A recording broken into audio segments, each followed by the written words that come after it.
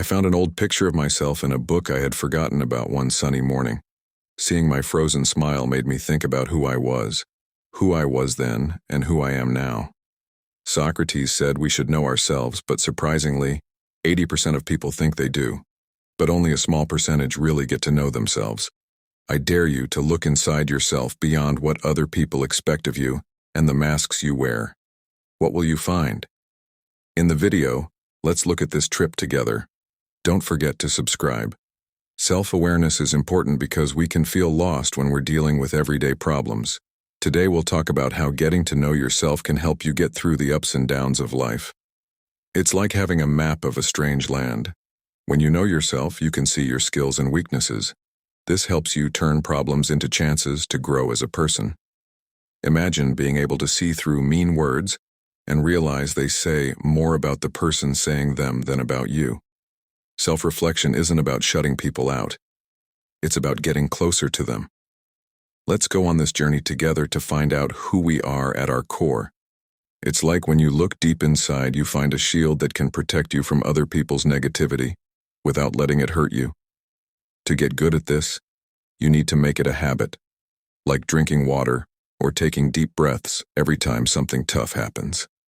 This way, you not only stop toxic people from hurting you, but also get better at victory as being in charge of your own feelings of peace, and no one can mess with that. Also, remember that as you learn more about yourself, you help others find their way too. Forgiveness and remembering things are like getting through tricky situations. We all have times in our lives when we have to decide what kind of person we want to be. Forgiving someone doesn't mean forgetting what happened, it means changing how we feel about it. Just imagine that you are a sculptor, and that every experience, good or bad, is a piece of stone. Forgiveness helps us make the ugly parts into something beautiful. But memory is also important because it keeps us from the same mistakes again. When we forgive, we make room in our hearts for new, healthier relationships to grow. These relationships thrive on understanding and empathy. But when we remember past hurts, it's like building a fence around our hearts. Remembering the hard times in the past helps us enjoy the good times more, the same way that remembering cold winter makes us appreciate spring's warm sun. There are relationships that are better than ones that don't have any problems. We learned how to deal with hard times together, like dancing in the rain. As you go through life, remember that forgiving others opens doors to new chances, but holding on to memories is like keeping the key to your safety. It's not about dwelling on the past, but using its lessons to make a better future. This is the art of living, finding the balance between forgiving and remembering. Ask yourself how this balance shows up in your life. Finding balance in life makes us feel whole, lets us have strong relationships, and makes us strong when things get tough. But dealing with difficult people is like swimming in rough waters full of dangerous currents. To stay safe, we need emotional stability. But how can we stay calm in tough situations? The answer is mindfulness and stress management. Picture your mind as a huge ocean. Your emotions are like waves on the surface that move with the wind. That you're more than your feelings, and not just your feelings. You're as big and constant as the sky. Being aware of this helps you get stronger mentally, like an imaginary wall that keeps bad people out. We can use stress management techniques, like deep breathing, positive thinking, and staying active to get back on track when things get tough. Life sometimes throws us curveballs that try to throw us off course. These problems are like warning signs of an approaching storm. When we see them, it's important to seek shelter before things get too overwhelming. Staying calm during hard times isn't easy, but it's so freeing. It's like building a lighthouse inside ourselves that guides us back to peace even in the darkest times. And it's also a realization that we have the power to find peace within ourselves. So when we're around toxic people, we shouldn't try to fix everything around us. We should focus on calming ourselves. Just like the sea settles on its own, we can find calmness by practicing. Another important part is setting limits. Have you ever felt like you had too much to do because you didn't say no when you needed to? Setting boundaries isn't just about making walls. It's also about making relationships healthier and taking care of our own health. If you think of your life as a garden, Boundaries are like fences that protect your flowers. Without them, anyone can come in and trample your precious plants, but with boundaries, you get to choose who comes into your space and how they interact with it. If you've ever felt tired because you couldn't say no, you know what I mean. It means you need to set stronger limits. It doesn't mean you're weak. It's a reminder to keep yourself safe. Putting limits on things, self-defense means being brave enough to say, this is who I am, and this is what I need to feel safe and respected. When you do this, you teach others to value your space as well. In these kinds of relationships, both people accept each other's needs. But how do you set limits without coming off as cold or rigid? Communication is key. Talking about your limits isn't selfish. It shows that you know and respect yourself. It also shows that you care about your relationship and want it to be the best it can be for both of you. This makes your bond stronger and makes everyone feel heard and respected. As a first step toward healthier relationships and respecting personal space, let's take a moment to think about your boundaries. Are they clear? If not, what can you do today to start setting them up? Are you ready to start this journey of self-awareness and mutual respect with me? It's also important to be smart about energy. Every day we need to recharge our energy, just like we charge our cell phones to make sure they work. It's not just about getting enough sleep or going on vacation. It's about managing your energy in a way that benefits you and those around you. Making a peaceful space and doing healthy things like meditation are great ways to do this. Meditation is a powerful way to reset your mind and body, helping you feel centered and positive. Remember that a short meditation can make your day calmer and more productive. Also, pay attention to what you eat. Just like a car needs good fuel to run well, your body needs the right food to stay energized. Eating a balanced diet full of nutrients is good for your body and helps your mind stay clear so you can make smart choices. But here's another idea. Taking care of your energy isn't just about what you do. It's also about how you can improve the places around you and how your energy affects other people. Have you ever been with someone whose energy brought everyone in the room together? Now think about how you're managing your energy. Are you giving your mind and body the right fuel to deal with the ups and downs of daily life? Remember that even small things like meditating and eating mindfully can have a big effect on how you feel. Are you ready to start smartly recharging your energy and making the world a better place?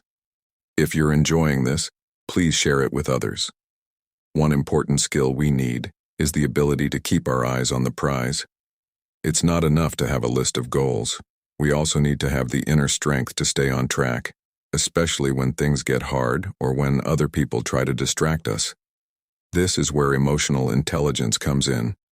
People with high emotional intelligence can spot and avoid harmful influences. They know how to do this. That the people and things around them can either motivate them or demotivate them. How do they do this? For starters, they're self-aware, which means they know how their emotions affect their actions. Being self-aware helps them stay calm and focused even when things around them are bad. Second, they have empathy, which means they can understand why other people act the way they do, without letting that behavior affect how they feel. This helps them keep their emotions in check even when things are tough, so they don't get caught up in other people's problems. Some people use empathy to protect themselves and keep going after their goals. But how does this really work? Let's break it down. Imagine that your goal is a bright lighthouse far away on the horizon. The waves and storms are the distractions and toxic people that you will face along the way. With your inner emotional smile, you can get through these rough waters without losing sight of your lighthouse by changing how you act and react. You can stay on track now. Think about your goals. What distractions have tried to get in the way? Most importantly, what can you change about the way you do things to stay focused on what's important? Success isn't just about meeting your goals. It's also about the journey you take to get there. You need to be strong and emotionally intelligent to deal with problems along the way, so keep your energy up. Don't lose sight of your goal. Keep going. You have the power to change your life. Use the ideas of old philosophers like the Stoics to help you. In today's world, Stoicism is like a guide to being strong. Happiness and success can turn problems into wins. Life gives us big problems that seem hard. These problems test how strong we are, even if we think we can handle everything on our own. But we all need help from time to time. Friends, family, or professionals can give us a hand, say comforting things, or show us a new way to look at things. Think of it this way. Professional help from psychologists, therapists, and counselors can be like having a guide in a dense, dark forest. They are like experienced explorers who know the shortcuts and dangers in the jungle of our minds. Remember that asking for help isn't a sign of weakness. It's a smart thing to do when you need it. It's important to understand that asking for help when we need it is a sign of strength. We're social beings, and we get stronger when we're open to. Each person's point of view is like a puzzle piece that, when put together, helps us see the bigger picture and solve our problems. So the next time you're going through a tough time, remember that you don't have to go it alone. Talk to other people about it, let them give you advice and support, and together we're stronger and can handle problems better. Now let's talk about how we talk to ourselves. Try to see the good in every situation. For example, instead of telling yourself, "I can't do this," say, "I'm learning and getting better every step of the way." This is like looking for the silver lining in every dark cloud.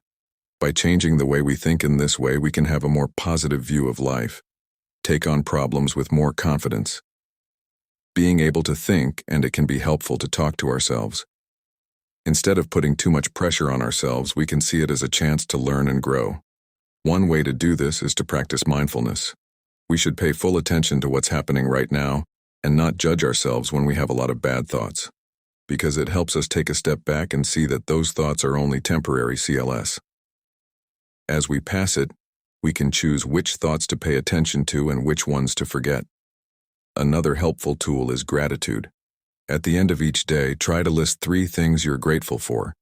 This simple act shifts our attention from what we don't have to what we do have, which makes us feel better about ourselves and the world around us. Finally, remember to be kind to yourself. We all have times when we doubt ourselves or feel insecure, but being kind to ourselves like we would be kind to a friend can make a big difference. If you're being too hard on yourself, ask yourself if you would say those things to a close friend or family member. If not, it's time to change how you talk to yourself. It takes time and practice, but with patience, we can replace negative self-talk with more positive self-talk. And sometimes when we're going through hard times or hearing that voice in our heads telling us we can't do something, we can turn that negativity into something positive. It's like having a personal cheerleader cheering for us the whole way through. This way of thinking isn't just about dealing with problems. It's also about looking for ways to fix them. Instead of focusing on what's wrong, we look for ways to make things right. Imagine you're sailing through rough seas. The big waves and strong winds are like the problems we face, but we don't let them throw us off course. Instead, we change our sails and turn so that their power helps us move forward. Being creative is like having a special lens that helps us see things. Being able to adapt is very important, especially when things keep changing. It means being open to new ideas and willing to try them, even if the first one doesn't work. We don't have to do it alone. By sharing what we know and helping each other, we can find better solutions than we could on our own. So when we face problems, instead of just giving up, let's work together to find better ways to deal with them. We can handle any storm that comes our way if we're creative, open to change, and work together. And when it comes to dealing with people who bring us down, it's best to avoid arguments that aren't necessary. Instead of focusing on our differences, we can find what we have in common. This can help us keep the peace and have better relationships with others. When we focus on what we have in common, we build a strong connection and understanding. Pick your battles is a good saying to use here. It means we should choose which arguments are worth having instead of saying things that could lead to arguments. It can be helpful to ask questions because they lead to talk and better understanding. For example, instead of telling someone they're wrong, asking, "Can you explain your point to me?" shows that you're willing to hear other points of view. Also, it's important to be patient and understand that everyone has problems and points of view, even if we don't agree with them. Putting ourselves in their shoes helps us understand them better. Communication can be hard, but if we have the right tools, we can avoid many arguments. Being strong means staying cool and clear even when things get crazy. Figuring out fake friendliness is like cracking a secret code when talking to people, when we pay attention to body language, helpful hints. A real smile covers the whole face, but a fake smile only covers the lips. When we understand these signs, we can see what's really going on. Pay attention to how people talk. Someone who is really friendly will sound warm and welcome, and their tone will stay friendly throughout the conversation. But be careful of fake friendliness. It might sound too sweet or change all of a sudden for no reason. Watch how people act to see if their words match their tone. Honest people are always the same and treat everyone the same way, no matter what. If someone's friendliness changes a lot or seems fake based on who's around or what they can get from it, that's a red flag. There are times when you just know when something isn't right. If someone seems fake friendly, pay attention to that feeling. Your gut might be picking up on things you haven't noticed. Stopping people from being fake friends doesn't mean blocking them. It means being open to real bonds by getting better at spotting fake friends. By changing the way you act, you can make relationships that are more real and important. This will help make the world a place where people are honest and respectful to each other.